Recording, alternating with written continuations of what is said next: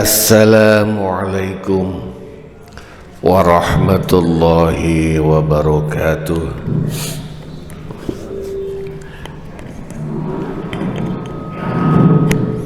Alhamdulillah alladzi hadana li hadza wa ma kunna linahtadiya laula an hadana Allah.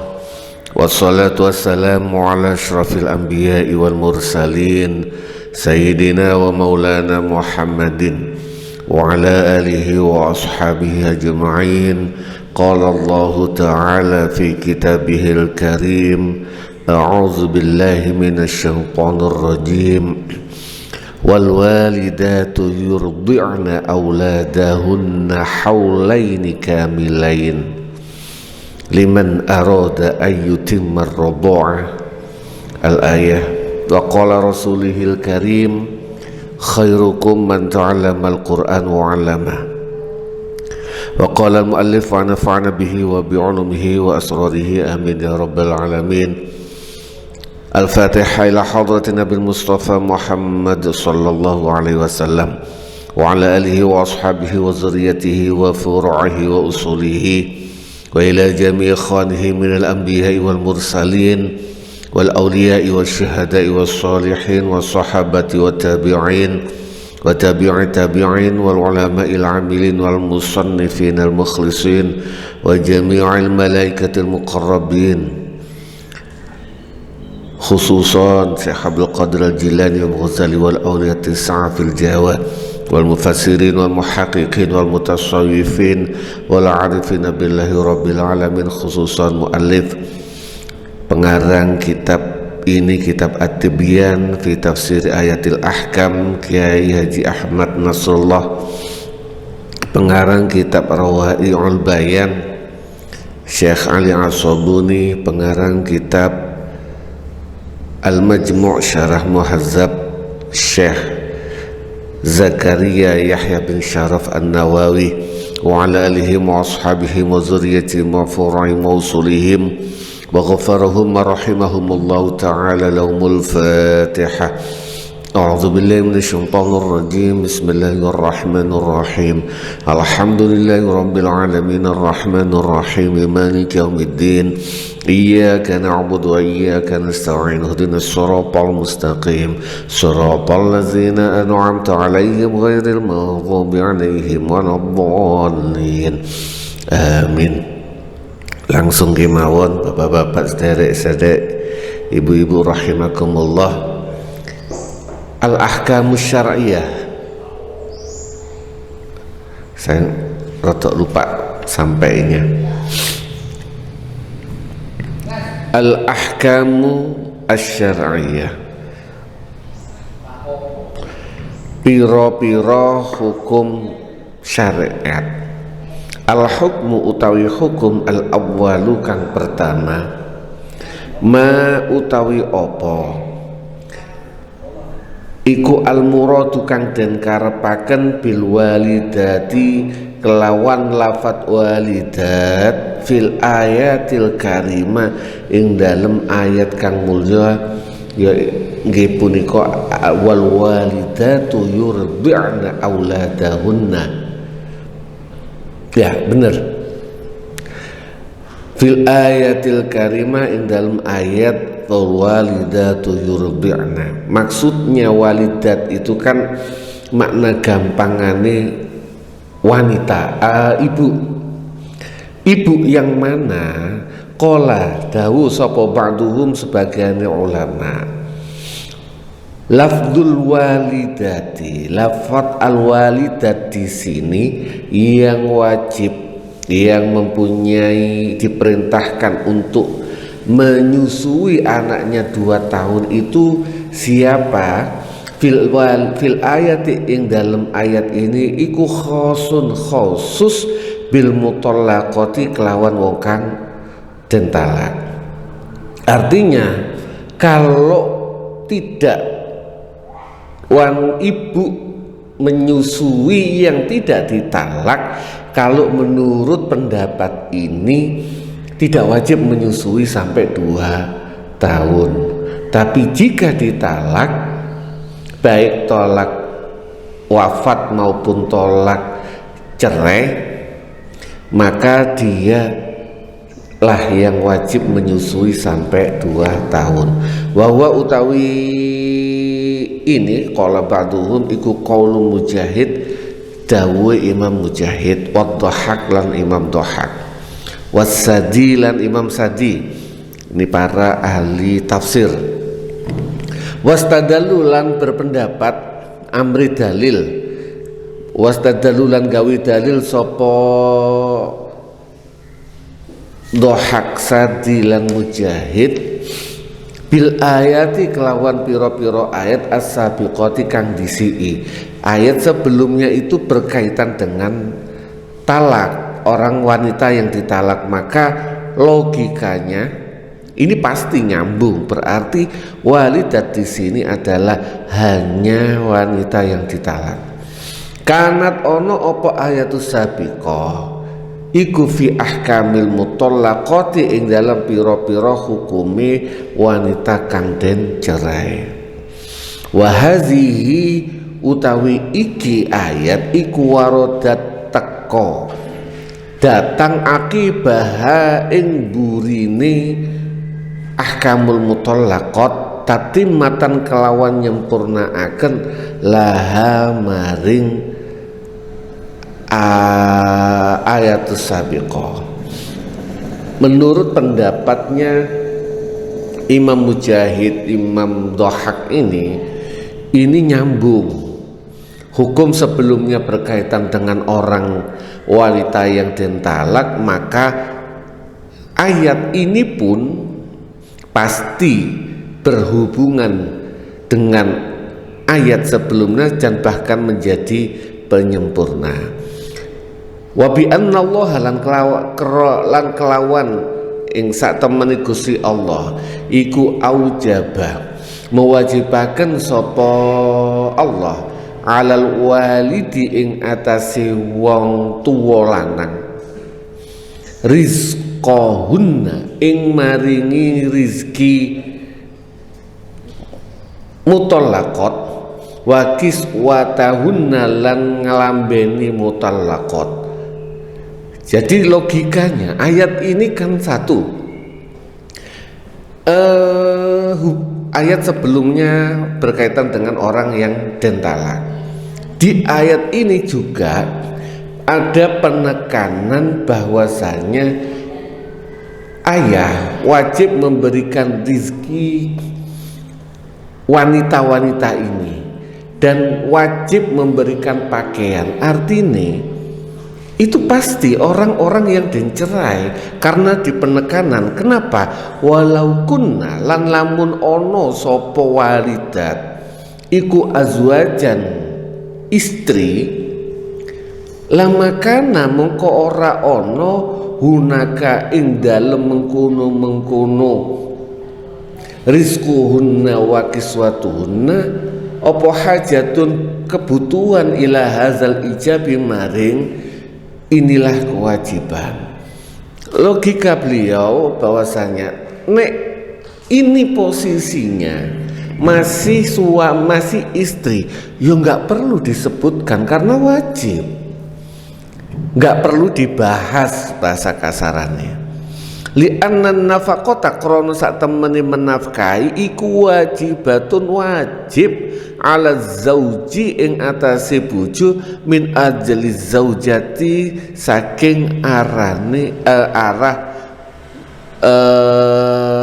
zaujati istri, tanpa dibahas, tanpa disebutkan suami itu wajib memberikan nafkah. Lah kalau ayat ini disebutkan lagi, ini berarti pasti hubungannya sama orang yang sudah dicerai. Orang yang sudah dicerai itu kan mantan suami gak wajib memberikan nafkah. Maka karena tidak wajib memberikan nafkah, ayat ini menekankan tetap wajib jika masih punya anak yang menyusui. Summa ta'lilul hukmi mongko nuli memberikan ilah, memberikan alasan hukum bin nahyi kelawan ngelarang anil madharati saking madharati, saking menyakiti, memberatkan bil waladi kelawan anak iku ya dulu nuduhaken ala annal murad kelawan ing atase sak temen kang den karepaken bil walidati kelawan walidat ibu iku al mutallaqati adalah orang-orang yang dicerai. Di sini juga logikanya ditambahi, bahwasanya logikanya di ayat ini loh ono tambahan dilarang memberatkan ibu karena anaknya. Inilah logika ini. Ibu cik posisi ini dadi istri, dia tidak akan merasa keberatan nyusoni anake. Tapi lane wis dicerai nyusoni anake, anak iki lah anake bojone to, anake sing lanang. Lah dheweke nyusoni anake, ini ada kemungkinan dia merasa berat. Wong duduk anakku, apalagi kalau dia habis itu nikah lagi sama orang. Adanya kalimat ilah alasan ini menunjukkan ini pasti urusannya ambek orang-orang yang wanita yang sudah dicerai. Li'anna allati fi ismati zaujiyah, krono sak temene wong wadon fi ismati zaujiyah kang ing dalem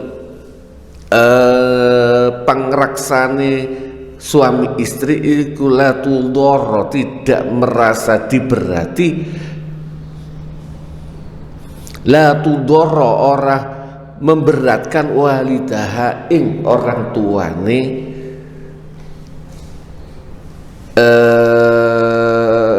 ing bapake ini la tudoro waladiha kalau enggak salah, tidak atau waladilah tidak memberatkan orang tuanya. Bahasa kasaran nih, suami istri itu tidak akan ada merasa dibebani anaknya, baik bapak maupun ibu. Maka tidak ada bahasan ini. Ayat ini la tudoro walidatum biwaladiha wala mauludillahu biwaladihi, ini menunjukkan ayat ini khusus orang-orang yang wanita yang dicerai. Pun al hukmu atsani, hukum kedua, hal yajibu ono to wajib alal ummi ing atase ibu irdha'a waladiha ing nyusoni anake. Apakah ibu itu wajib menyusui anaknya? Zahaba berpendapat sapa ba'dul ulama, sebagian ulama, ila annahu ing sak temene kelakuan iku wajib alal ummi ing atase ibu irdha'a waladiha ing nyusoni anake li zahiri qaulihi ta'ala, krana zahiri dawuh Gusti Allah Ta'ala, wal walidatu yurdi'na auladahunna. Hukumnya seorang ibu itu wajib menyusui anaknya berdasarkan ayat ini. Wahaza utawi inilah pendapat iku mazhabu Malik, mazhabe Imam Malik. Annar rodoa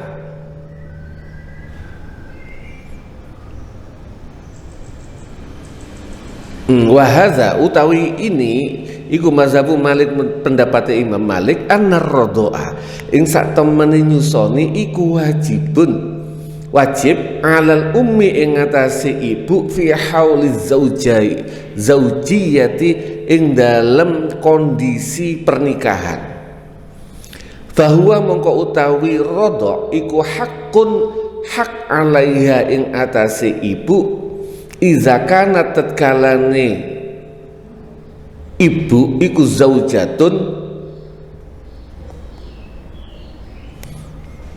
istri, au iza lam yakbal, au iza lam yakbal, utawa tetkalane ora nrimo sapa asobiyu anak sadya ghairiha ing susune liyane ibu, au ida azima utawa tetkalane ora ana sapa al abu bapak, wastasnau lan mengecualikan sapa mazhab Malik min zalika saking mengkono-mengkono kewajiban asyarifata ing wong wadon kang syarifah kang mulya bil urfi menurut uruf. Menurut mazhab Imam Malik, ibu itu wajib menyusui, wajib jika sang anak tidak bisa minum susu yang lain, tidak bisa minum susu bayi, susu ASI, kalau zaman dulu tidak bisa susu kaleng, tidak bisa disusoni orang lain, atau bisa jadi bapaknya nggak ono, bapaknya meninggal berarti kan gak mampu untuk menafkahi, untuk beli susu kaleng, untuk nyewa orang nyusoni, maka ibu itu wajib hukumnya nyusoni anaknya. Kenapa? Karena dialah sebagai satu-satunya media agar anaknya bisa bertahan hidup. Jika dia tidak mau menyusui, otomatis anaknya ngapunten bisa sedo, itu wajib. Tapi itu kewajiban itu tidak berlaku buat wanita-wanita terhormat berdasarkan standar kebiasaan yang ada di sekitar. Contoh, kalau wanita-wanita bangsawan di zamannya Nabi itu, kalau nggak salah ya orang-orang bangsawan termasuk Siti Aminah itu bangsawan, syarifah, maka beliau tidak menyusui sendiri. Di kalangan Jawa misalnya, para putri-putri, para permaisuri itu karena kebangsawanannya itu tidak wajib menyusui, mungkin dengan standar-standar tertentu, bil urfi, berdasarkan uruf, standar yang berlaku di sekitar, tidak ada standar paten. Wa amal mutallaqatu, lan anapun wong wadon kang den tolak, tolakon kelawan tolak, bainunatut kang tolak bain, fala rodoa mongko ora ono nyusoni alaiha ing atase mutallaqah bainuna.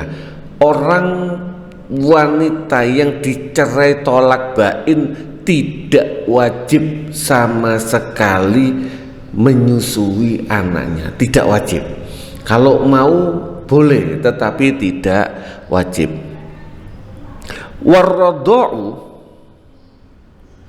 utawi nyusoni iku ala zauji ngatasi sang suami, illa antasya'a kejaba yen to ngarepaken sapa mutallaqah bainunah, hiya ya mutallaqah irdaahu ing nyusoni walad, fahiya mongko utawi mutallaqah iku ahakku luwe berhak, walau halan iku manfaat maring mutallaqah apa ujratul misli, ongkos standar, bahasa ujratul misil, ujur misil.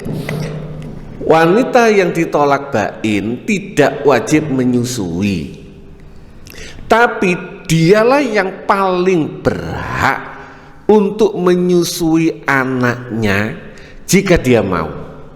Misalnya ibu aku pingin nyusoni anakku, boleh, dan dia punya hak untuk mendapatkan ongkos standar.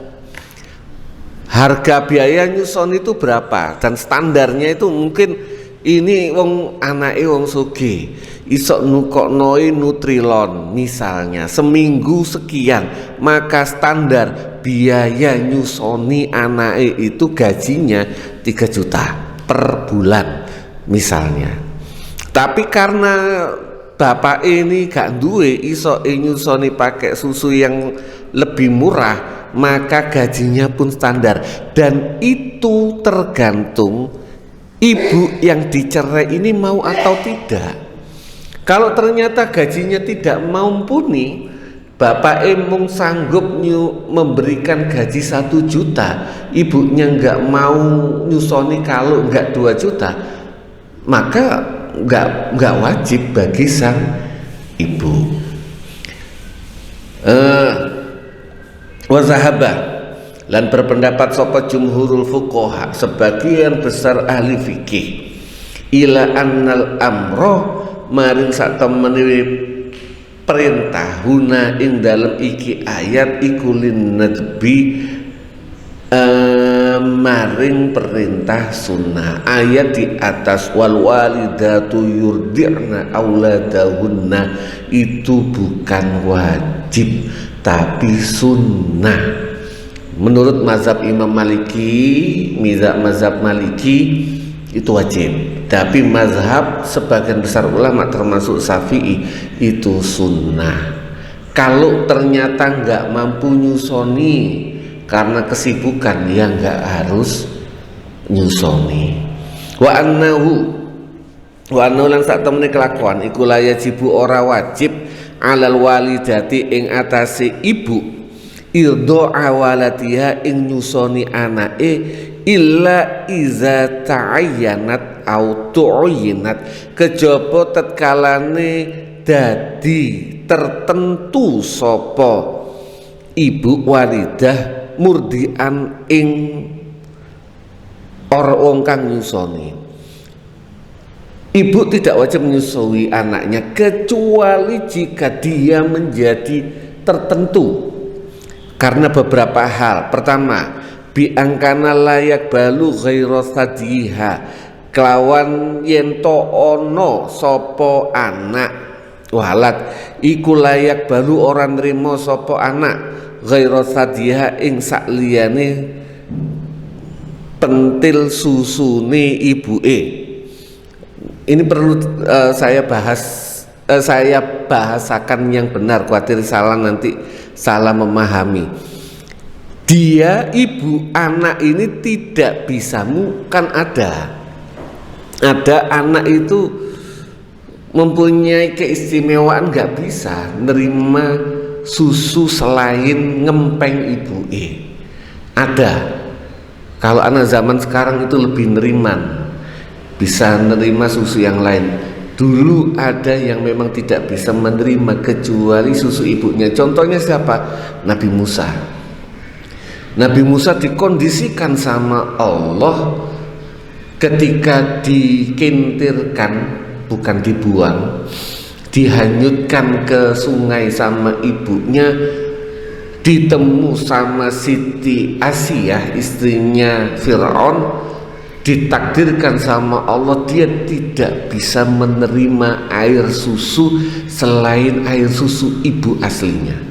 Maka beberapa ketika Nabi Musa tidak bisa makan, tidak bisa minum, dan sampai susah, sang istrinya Raja Fir'aun Siti Asiyah ini sampai mencari tukang susu. Dicari tukang susu nggak ada yang cocok. Nabi Musa nggak mau nerima kecuali susu ibunya sendiri. Itu dikembalikan lagi ke ibunya. Jadi si Nabi Musa itu ketika bayi kembali lagi ke ibunya, menjadi dekat lagi karena disusoni langsung. Ini contoh.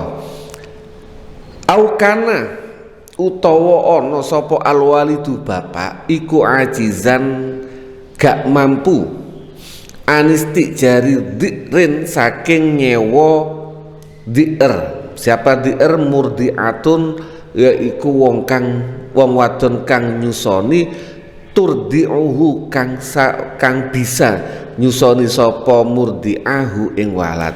Atau bapake iku melarat, gak mampu nyewa orang yang bisa menyusui, atau zaman sekarang gak mampu tuku susu kaleng, gak iso, bapake melarat-rat, ono mung ibu tok, maka ibu ini jadi wajib nyusoni. Au qadiran, utawa bapak iku mampu, walakinnahu la, tetapi nih walid iku lam yajid, orang nemoni sapa walid azzira ing wong kang nyusoni. Atau mampu tapi nggak nemu.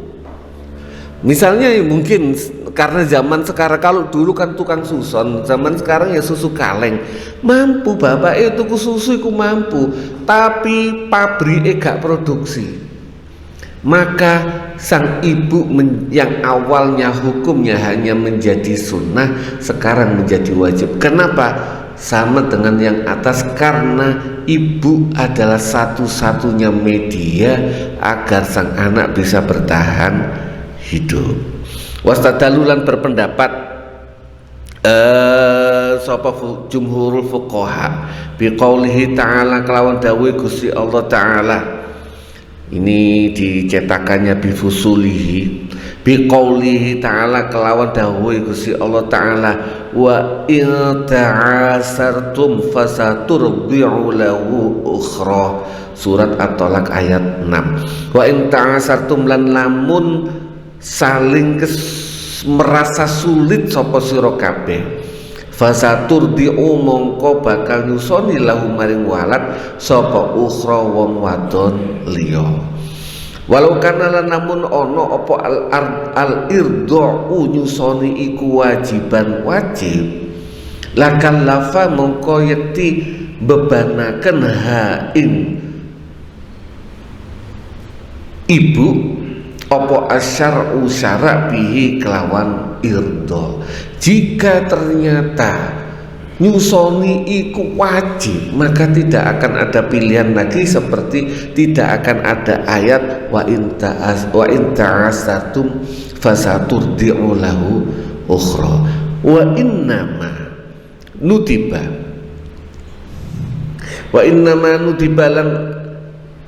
lan sak temene den sunnahaken laha maring ibu apa al irda'u, nyusoni, li anna labanal ummi, krana sak temene susunya ibu iku aslahu, lebih baik, litifli maring anak, wa syafaqatul ummi, lan welase ibu alaihi ing atasi walad iku aksaru luwe akeh. Ini sudah dibahas dari dulu, ternyata zaman sekarang juga dibuktikan bahwasanya ASI eksklusif itu yang terbaik buat anak, dengan berbagai macam pertimbangan, baik kualitas air susu ibu itu maupun hubungan emosional kejiwaan ibu dengan anak ketika menyusui. Wa syafaqatul ummi, ini termasuk diantaranya. Al hukmu utawi hukum at-tsalisu kang nomor 3. Ma utawi apa? Hiya ma iku muddatur radha'i, mongsone nyusoni, al mujibi. Bisa saya kemarin bingung. Bisa al mujibu berarti kemah, al mujibu kang nyebabaken, atau al-mujibi kang nyebabaken apa rodok litahrimi maring pengharaman. Kapan nyusoni itu bisa membuat seseorang menjadi muhrim? Zahaba berpendapat sapa jumhurul fuqaha, sebagian besar ahli fikih, Malik rupani Imam Malik wa Syafi'i lan Imam Syafi'i wa Ahmad lan Imam Ahmad bin Hambal innal ila anna radha amaring sak temene nyusoni allazi yata'allaqu kang berhubungan bihi kelawan radha apa hukmu tahrimi hukum pengharaman menikah wa yajri lan berjalan bihi kelawan hukum majron nasabi kelawan berjalannya nasab biqaulihi ta'ala biqauli sallallahu alaihi wasallam kelawan dawuh Kanjeng Nabi yahrumu haram minar radha'i saking nyusoni apa maha barang wong wadon yahrumu kang haram minan nasabi saking nasab. Saudara sepersusuan dari menyusui itu keharamannya sama persis dengan haramnya nasab. Saudara sepersusuan itu haram dinikahi, ibu suson itu haram dinikahi, nenek suson sing nyuson itu kan berarti ibu itu juga haram dinikahi, anaknya ibu persuson itu juga haram dinikahi. Nah, kapan itu? Apakah semudah itu haram? Karena mungkin ada yang takon, lah nek nyusuni iku wis gede. Karena ada pertanyaan misalnya wis duwe anak, bapake melok nyusu,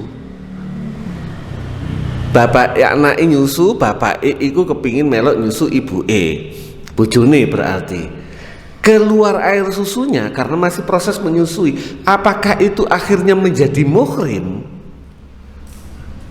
Nah kan gitu, karena saudara sepersusuan. Nah ini dibahas sama fikih, sama kitab ini.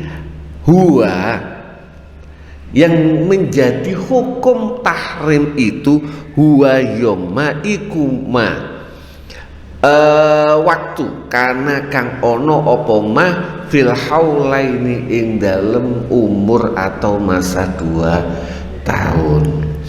Yang jadi batas untuk pengharaman menjadi muhrim itu ketika anak menyusu dalam umur 0 sampai 24 bulan. Setelah itu tidak masuk, misalnya nyusoni dulure dan sebagainya, tapi di atas umur 2 tahun tidak masuk status pengharaman. Wastadalulan berpendapat lan amri dalil sapa jumhurul fuqaha biqauli ta'ala lawan dawuh Gusti Allah taala wal walidatu utawi ibu pira-pira ibu iku yurdi'na nyusoni sapa walidat auladahuna ing pira-pira anake walidat haulaini ing 2 tahun kamilaini kang sempurna. Wa bimalan kelawan hadis ruwiya kang den riwayataken an Ibnu Abbas saking Abdullah Ibnu Abbas radhiyallahu anhuma anna Rasulullah ing sak temene Kanjeng Nabi Muhammad sallallahu alaihi wasallam iku qala dawuh sapa Kanjeng Nabi la radha'a ora ana hukum radha illa ma kejaba mangsa kana kang ana apa ma fil haulaini ing dalem 2 tahun. Pendapat para ulama ini berdasarkan 2 Al-Quran dan hadis tadi yang barusan dibaca.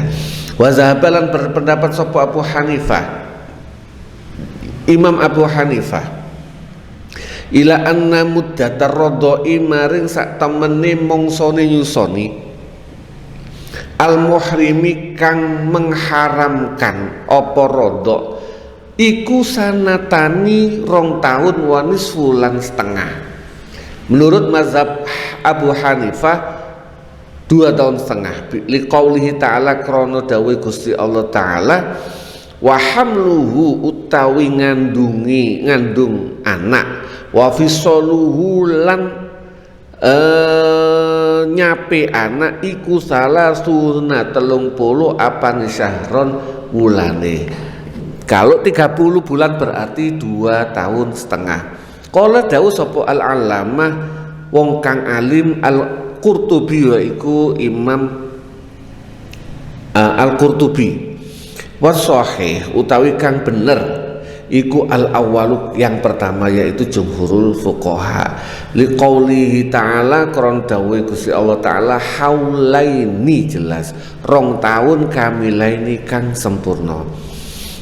Wa hadza utawi iki iku ya dulu nuduhaken ala anna la hukma ing atase yen to ora ana hukum limartadoa maring wong kang nyusoni al mauluda ing anak bayi ba'dal haulaini sausi 2 tahun. Setelah 2 tahun tidak menjadi hukum rodok. Wali qaulihi alaihi salatu wassalam lan kawan lan krono dawuh Kanjeng Nabi la rodoa illa ma kana fil haulaini. Wa hadzal khabar utawi ikilah hadis ma'al ayat sartane ayat wal makna utawi maknane iku yunfi rodoat tal kabiri menghilangkan hukumi nyusoni bagi orang yang sudah besar. Wa annaulan ing satemene kelakuan iku la hurmata ora ono keharaman lahu maring kabir. Tadi berarti kalau sudah besar bojone nyusu itu tidak menjadi muhrim, mboten usah khawatir. Wa qad ruwiya lan riwayataken an Aisyah saking Siti Aisyah al qaulu utawi pendapat kang bener iku bihi kelawan nafyu radhaatul kabir. Pendapat yang benar menurut Siti Aisyah yaitu tidak ada hukum rodok bagi orang dewasa. Wabilan iku kelawan iki qaul yaqulu dawuh sapa Al-Lais bin Sa'ad kemungkinan besar sahabat waruyalan dan riwayatakan an Abi Musa al-Asy'ari saking Abu Musa al-Asy'ari ini sahabat juga annau satemene Abu Musa al-Asy'ari iku kana ana sapa Abu Musa al-Asy'ari iku yaro berpendapat rodok al-kabiri ing hukumnya rodok bagi orang dewasa. Abu Musa al-Asy'ari ini termasuk sahabat yang pada dasarnya spesialis tasawuf, spesialis lebih cenderung ke tasawufan, ke akhlaknya. Ini pernah berpendapat orang besar yang nyusoni itu masuk hukum rodo alias jadi muhrim.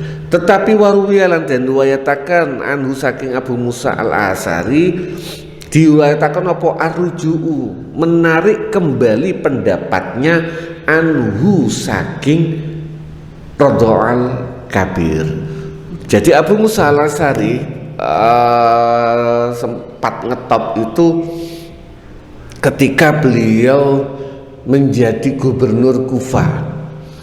Jadi eranya Sayyidina Utsman bin Affan, orang-orang Kufah itu daerah Baghdad ke sana sempat tidak mau menerima gubernur yang ditugaskan sama Sayyidina Utsman.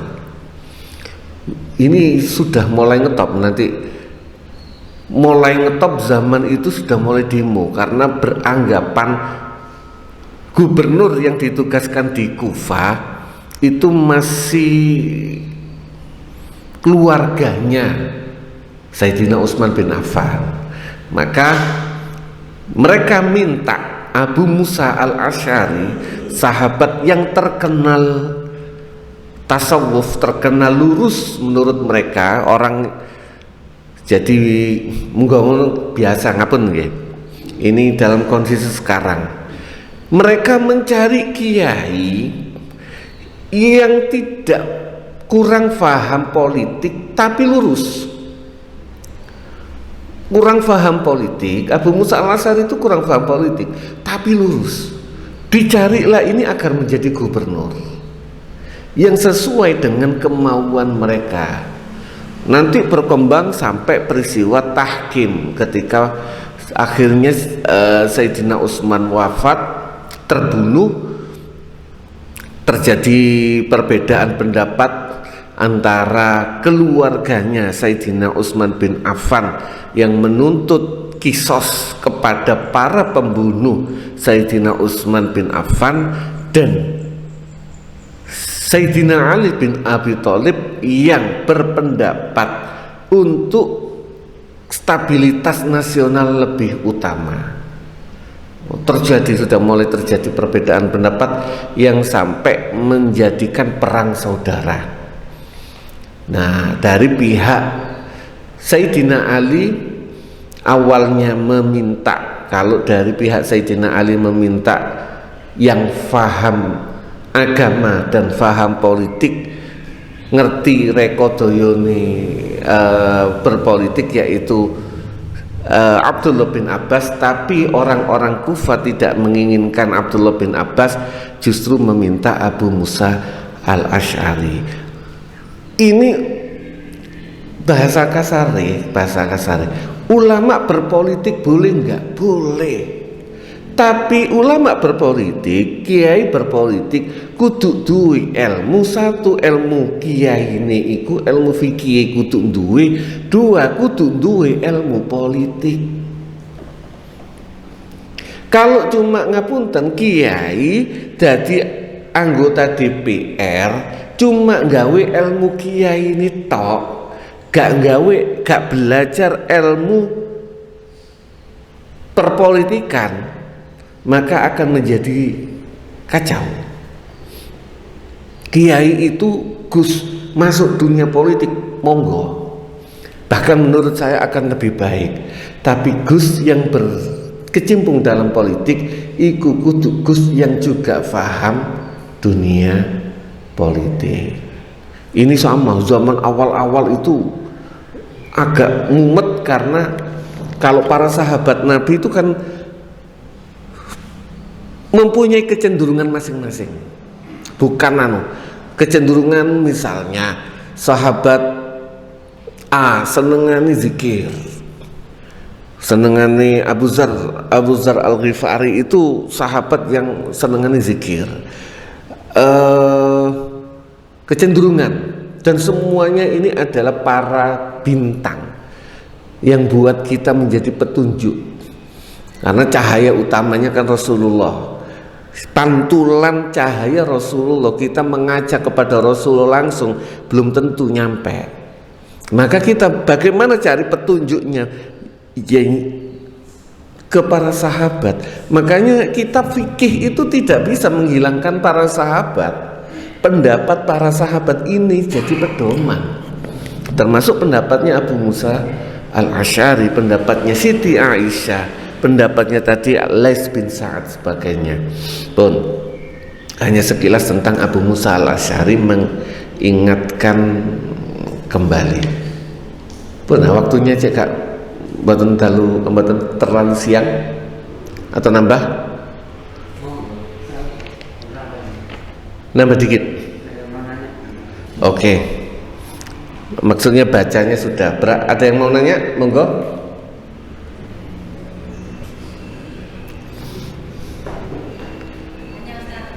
Ya, monggo. Kalau orang tua kan ada kewajiban kepada anak yang tadi dikatakan. Kalau misalkan orang tua tidak menjalankan kewajiban itu sama sekali, misalkan sejak dalam kandungan sudah meninggal gitu, terus tidak ada kewajiban sama sekali yang dijalankan, apakah dia masih boleh, maksudnya masih mendapatkan hanya sebagai orang tua? Apakah maksudnya Paham? ya, kalau misalkan orang tua tidak menjalankan kewajiban terhadap anak, apakah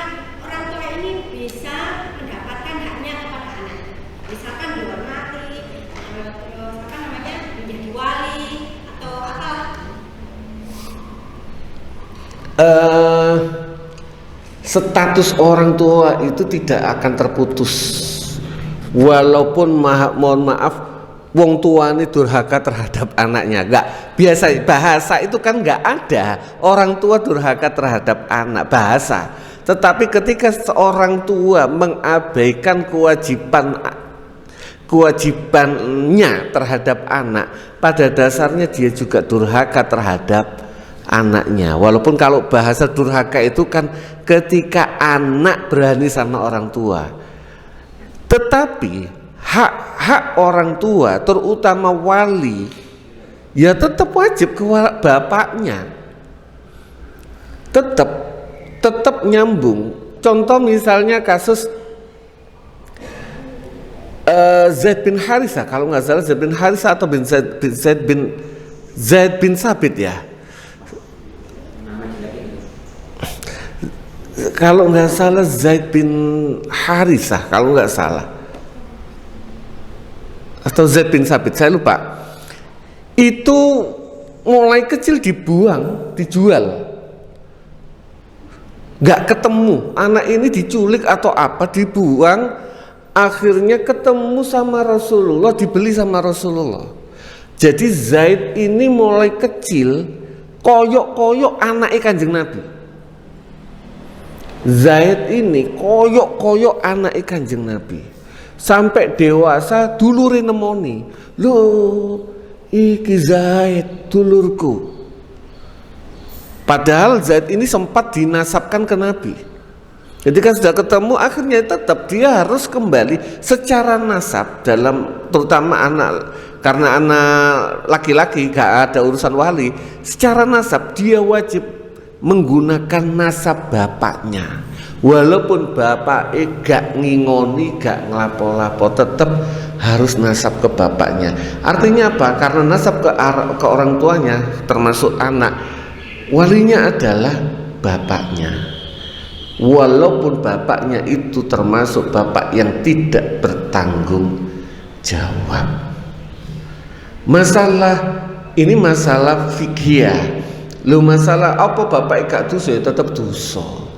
Apakah bapak ya tetap. Tapi jika ternyata anaknya ini diasuh sama orang akhirnya jadi waladun solihun, ya tetap dungani nang wong tua ini insyaallah tetap nyambung. Karena apapun itu darah yang mengalir ke anaknya itu adalah darah bapaknya.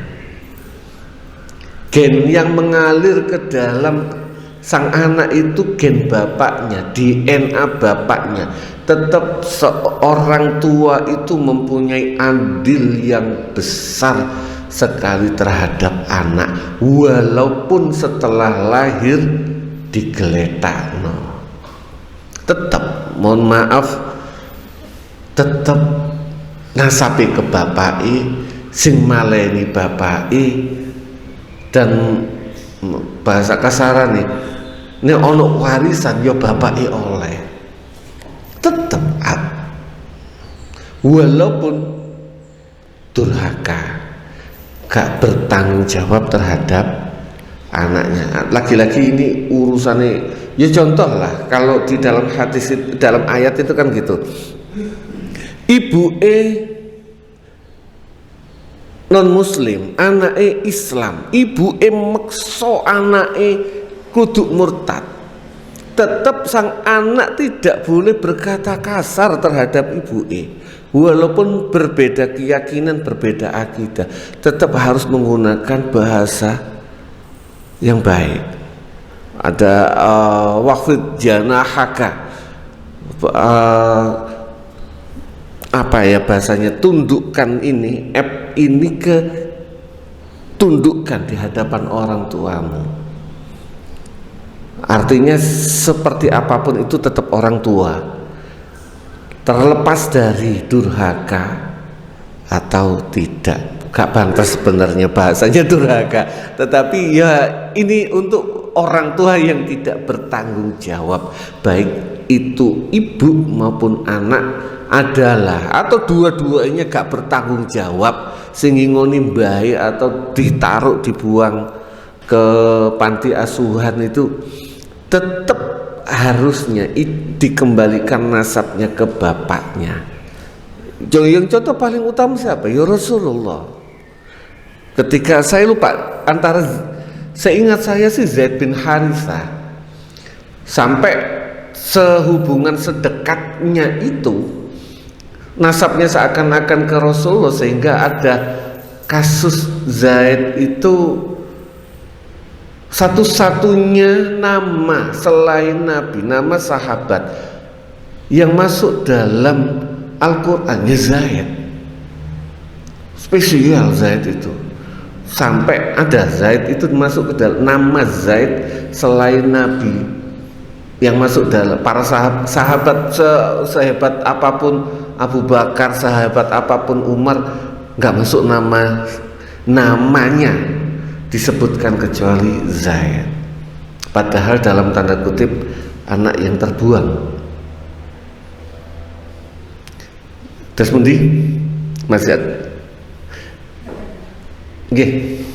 Agak ini ya. Siap. Jadi kemarin nih saya sedang bersama teman-teman. Ya. Terus ada sesuatu yang menggelitik tentang sholat berjamaah. Jadi laki-laki kan wajib ya untuk di masjid kan gitu. Nah, tapi gimana nasib istrinya yang di rumah kayak gitu? Kan emang dia cuma punya bisa sholat sendirian aja akhirnya. Terus muncul lagi itu, ya sholat lagi buat yang di situ. Nah itu gimana pendapat itu? Macam-macam sih. Wanita itu era Nabi wanita juga jamaah di masjid. Bahkan pernah sahabat Umar itu mau melarang karena masjid itu sudah penuh laki-laki. Para wanita ada juga yang ngotot pingin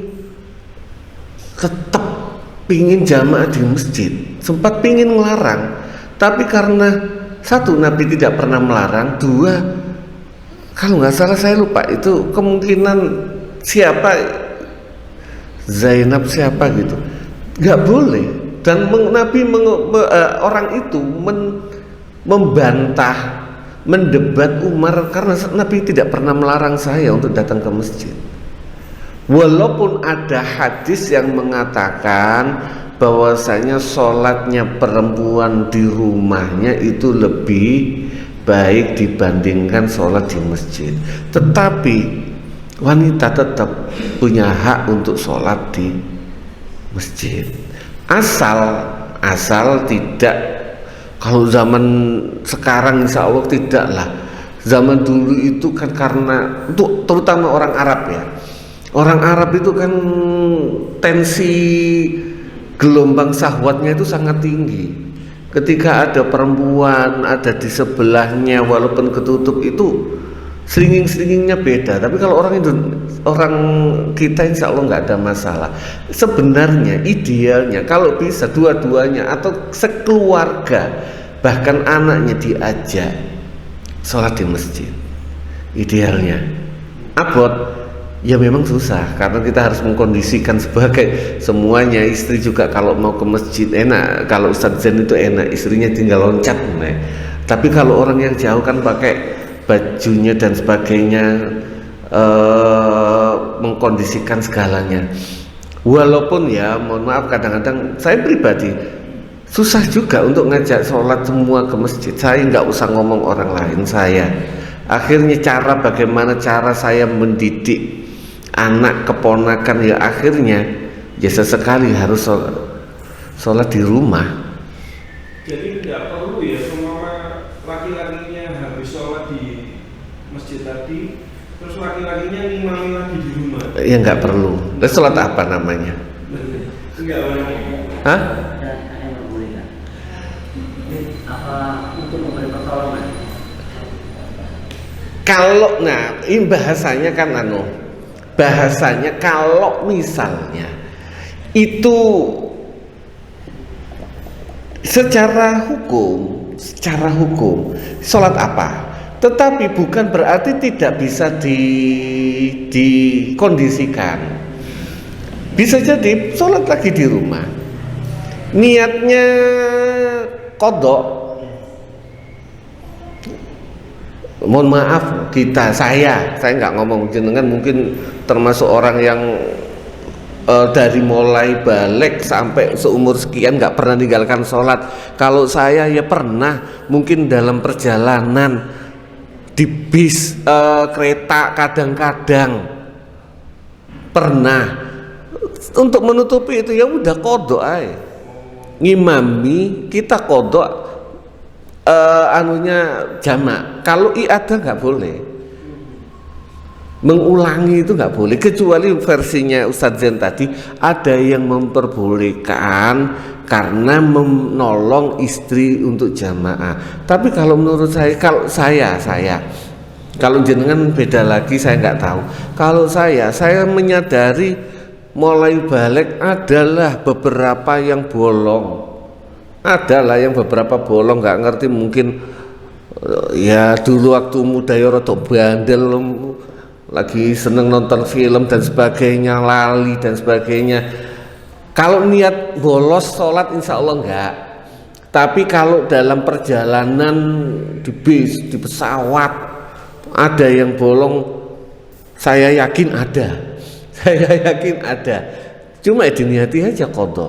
Lebih enak, dapat dua-duanya, sampean ngimami nolong juga dapat, qadha nyaur utang kita yang mungkin terlewatkan, ya tersaur juga. Mungkin itu menurut saya akan lebih baik mendapatkan dua-duanya. Sama-sama. Pun monggo Jason.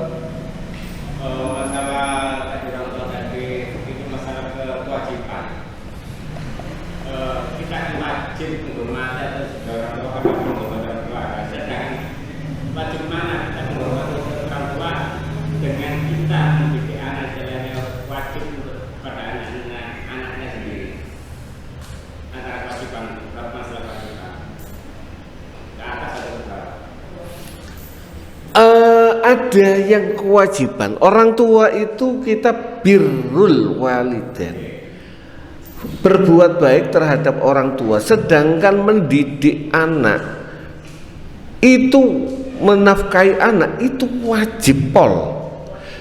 Jika terpaksa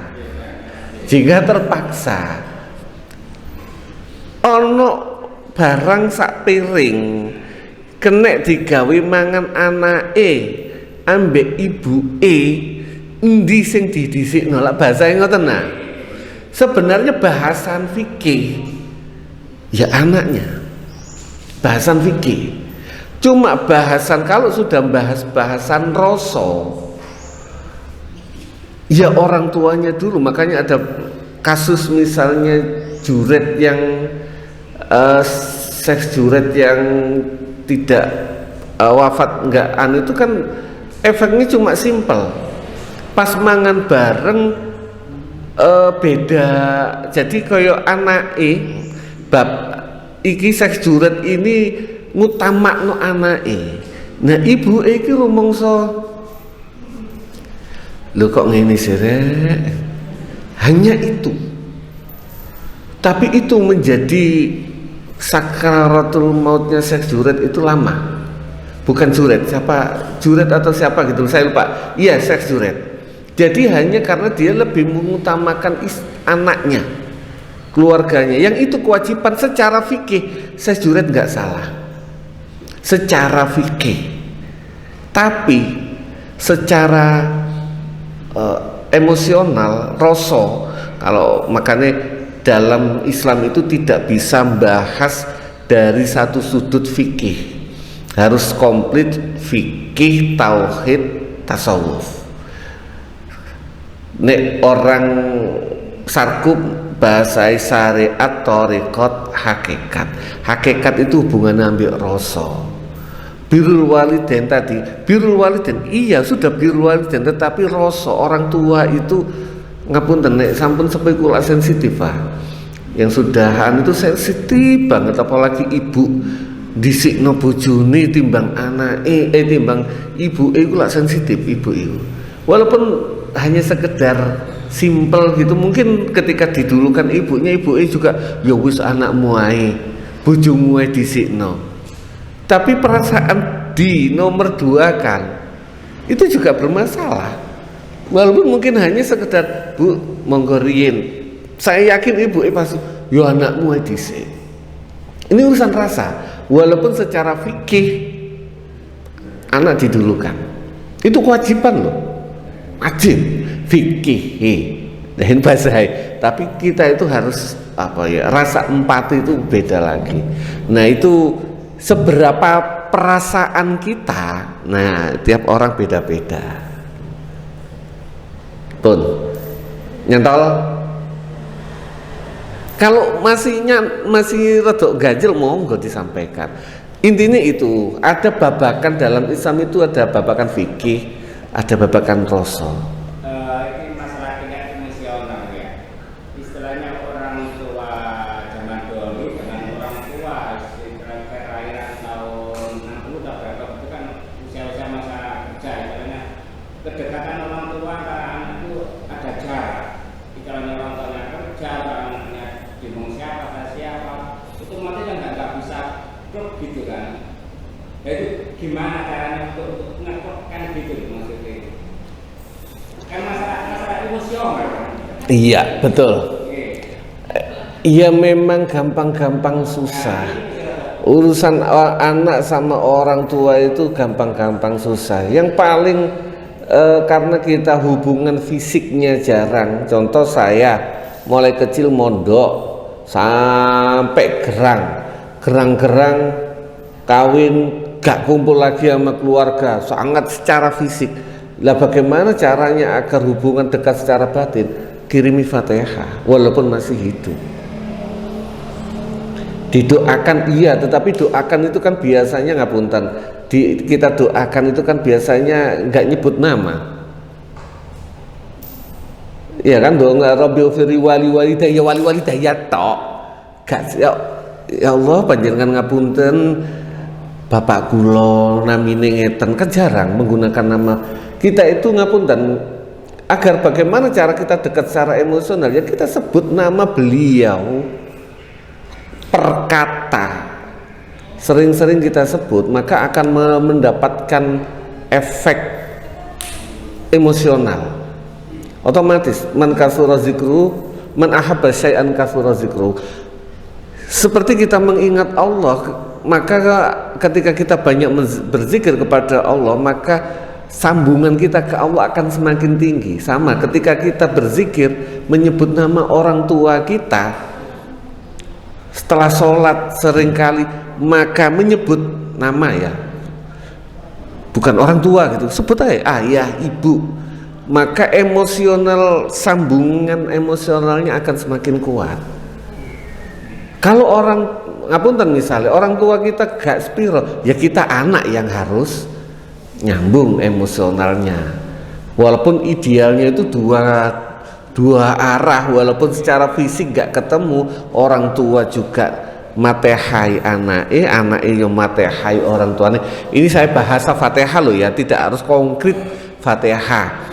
Dungonya misalnya doa Allahumma fir li, ya Allah panjenengan ngapunten kula, bapak kula, ibu kula. Ketika kita walaupun nggak nyebut nama, ketika kita ingat bapak kula, kan kita ingat fisik jasad beliau.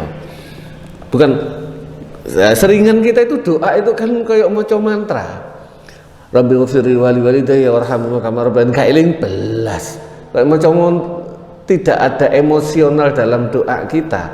Karena doa kita nggak ada emosional, ya nggak nyambung juga.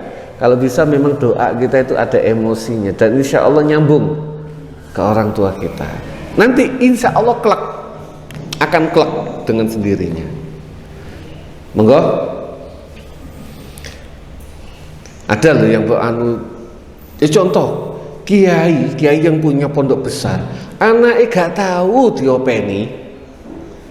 Kiai yang punya pondok besar ngopeni santri, ngopeni anake wong sakmono kae, anake gak diopeni. Tapi tetap kelek Gusmi gak diopeni, tapi sambung donga. Ya, insyaallah pun nanti akan disempurnakan sama Ustaz Zain.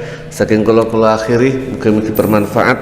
Wabillahi taufiq wal hidayah war ridha wal inayah. Wassalamualaikum warahmatullahi wabarakatuh.